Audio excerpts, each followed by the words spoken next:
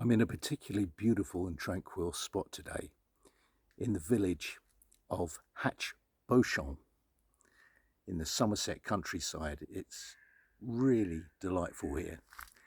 And I've come to a church that was particularly hard to find. I've always known about it. Here I'm in the churchyard of St John the Baptist Church here in the village of Hatch Beauchamp. As I say, it's not been easy to find at all, but it's of particular interest if you have any interest at all in the Victorian era war, the Zulu War of 1879, particularly if you're a fan of that wonderful film Zulu.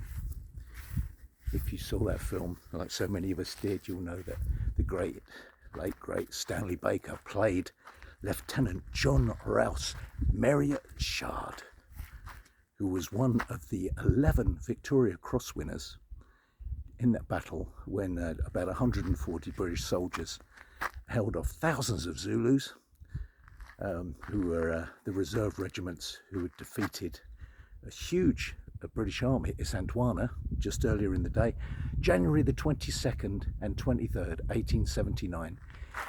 They defended the mission station of Rorkes Drift. And John Rouse Marriott Chard, he's buried here. See this?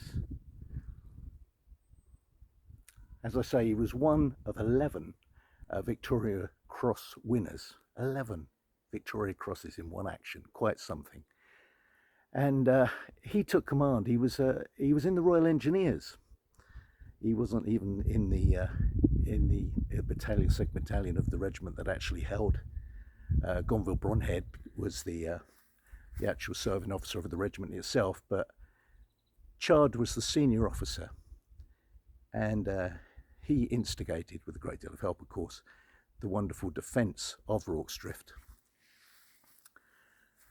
And there were not many casualties on the British side.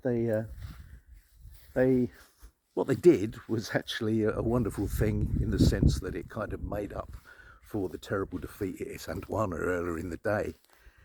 So that's probably a lot to do with why they did win so many Victoria Crosses, but that's not to dilute the enormity of what they achieved, holding off thousands of highly disciplined Zulu warriors at Rorkes Drift.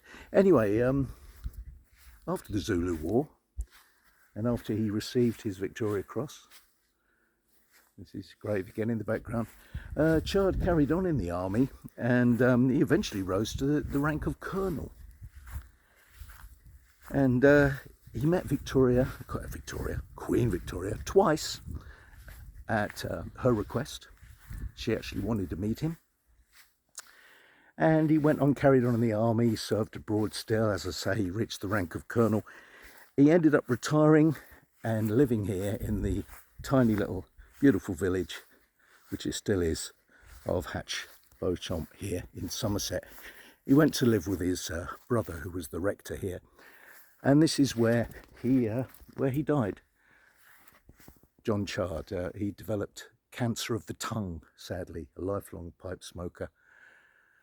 And 1897 he died and was buried here. So John Rouse Marriott Chard, Victoria Cross winner, Colonel, Royal Engineers. Maximum respect. I salute you.